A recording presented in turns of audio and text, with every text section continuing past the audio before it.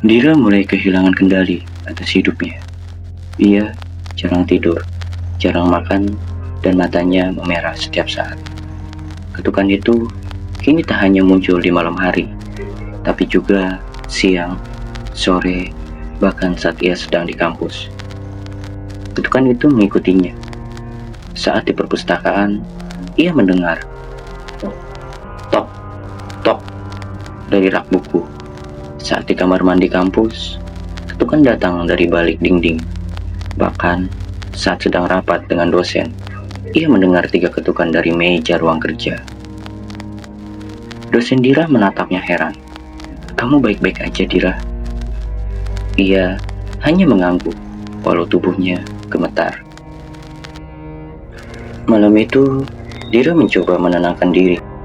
Ia membakar dupa dan menulis di jurnal, mencoba mengabaikan suara ketukan yang kini muncul dari berbagai arah.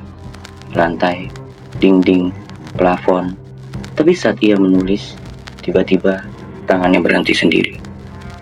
Tangannya bergerak dengan sendirinya, menulis satu kalimat berulang-ulang. "Buka pintunya, buka pintunya, buka pintunya." Ia melempar buku itu dan menangis. Tiba-tiba listrik padam lagi. Dan dalam gelap, ia melihat sesuatu berdiri di lorong rumah. Bayangan tinggi, kurus, dengan wajah yang tak jelas. Makhluk itu tak bergerak, hanya berdiri, menunggu. Ketika lampu kembali menyala, makhluk itu hilang. Tapi di lantai tempatnya berdiri, terdapat bekas telapak tangan penuh darah. Dira akhirnya mencari bantuan. Ia kembali menemui Bu Rini, yang memberinya alamat seorang pria tua bernama Pak Arman. Seorang dukun tua yang dikenal bisa menutup jalur roh. Saat bertemu, Pak Arman hanya menatap wajah Dira lama, lalu berkata, "Kamu sudah membalas ketukannya, ya, meskipun hanya dalam hati." Dira menggeleng, tapi Pak Arman menghela napas. "Kalau kau sudah mendengar bisikannya, berarti dia sudah di dalam. Ketukan selanjutnya bukan permintaan masuk lagi, tapi tanda bahwa dia sudah mulai mengambil kendali." Sudah 2 hari, Dira tidak ingat apa yang terjadi dengan jelas. Ia mendapati dirinya bangun di tempat-tempat asing, di depan rumah tetangga, di tengah jalan, bahkan sekali di halaman belakang rumah dalam keadaan telanjang kaki, dan tubuh penuh lumpur. Setiap kali ia terbangun, ia menemukan satu hal yang sama, jejak-jejak ketukan. Di tembok, cermin, bahkan di kulitnya sendiri, ada bekas 3 garis memanjang, seolah dicakar oleh sesuatu. Ia kembali menemui Pak Arman dengan mata sembab. Kali ini, Pak Arman membawanya ke rumah ritual yang terpencil. "Kamu belum kerasukan penuh, tapi roh itu sudah masuk sebagian. Ia mencari celah," kata Pak Arman. "Kita harus tutup pintunya. Tapi untuk menutupnya, kita harus tahu dari mana dia masuk."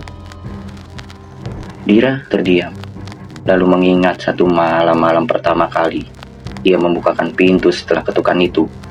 Meskipun ia tidak melihat siapa-siapa, saat itu ia sempat membuka pintu, bahkan hanya sedikit. Pak Arman mengangguk pelan. Dia tidak butuh undangan penuh, cukup niat dan celah sekecil apapun. Malam itu, mereka melakukan ritual penutupan jalur roh. Dira duduk di lingkaran garam dan lilin. Pak Arman membacakan doa-doa kuno. Awalnya tenang, namun tak lama kemudian tubuh Dira mulai bergetar. Suara ketukan kembali terdengar.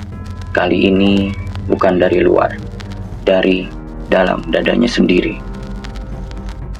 Tok, tok. Tiba-tiba mata Dira membelalak. Ia tertawa, tapi bukan tawanya. Suara itu dalam, berat, dan asing. "Aku udah di sini," bisik suara dari mulutnya. "Dan kamu yang membukakan gerbangnya." Pak Arman menyiram tubuh Dira dengan air bunga dan terus membaca doa. Tubuh Dira menggeliat hebat. Darah keluar dari hidung dan telinganya. Namun perlahan, suara itu melemah. Ketika ritual selesai, Dira terkapar, tak sadarkan diri. Tapi di tembok belakang ruangan ritual itu tergambar sesuatu. 3 garis merah membentuk simbol seperti pintu terbuka. Pak Arman memandang simbol itu lama. "Ini belum selesai," katanya pelan. "Gerbang itu mungkin tertutup, tapi belum terkunci." Sejak ritual malam itu, Dira merasa sedikit lebih tenang. Tidak ada ketukan, tidak ada suara, tidak ada bayangan mengintai. Tapi ia tahu, itu hanya sementara. Pak Arman memberinya peringatan terakhir. Dia akan kembali sekali lagi, ketukan terakhir. Dan saat itu terjadi, kamu harus memilih, mengorbankan dirimu atau seseorang yang kamu cintai. Dira tidak mengerti sepenuhnya, tapi ia mencoba menjalani hari-hari seperti biasa. Ia kembali ke kampus, berusaha tersenyum, tapi mimpi-mimpi buruk mulai kembali. Dalam tidurnya, ia melihat pintu besar yang terbuka perlahan. Di baliknya, makhluk tinggi tanpa wajah menatapnya, menunggu. Lalu, malam itu datang, tepat pukul 01.23. Tok, tok, tok. Dira membuka matanya. Ia tidak di rumah. Ia berdiri di depan pintu rumah Bu Rini, dan tangannya yang mengetuk. Ia panik, tubuhnya bergerak sendiri. Dari dalam, Bu Rini bertanya, "Siapa di luar?" Dira ingin menjawab, ingin berteriak, "Jangan buka!" Tapi mulutnya terkunci, tangannya mengetuk lagi. Tok, tok, tok. Tiba-tiba dunia berputar. Ia terbangun di kamarnya. Napasnya terengah. Mimpi. Tidak. Ponselnya menyala. Ada pesan dari nomor tak dikenal. "1 nyawa. Gerbang tertutup. Pilih sekarang." Dira menangis. Ia tahu apa yang harus dilakukan. Ia menyiapkan semuanya. Lilin, simbol penutup gerbang, dan sebuah tali merah yang harus mengikat tubuhnya di kursi. Pak Arman sudah mengajarinya. Ia harus menjadi umpan, menyerap roh itu sepenuhnya, lalu menyegel dirinya sebelum makhluk itu bisa keluar kembali. Ketukan terakhir datang. Tok, tok. Dira membuka pintu. Bayangan itu masuk. 1 jam kemudian, warga menemukan rumah Dira terbakar sebagian.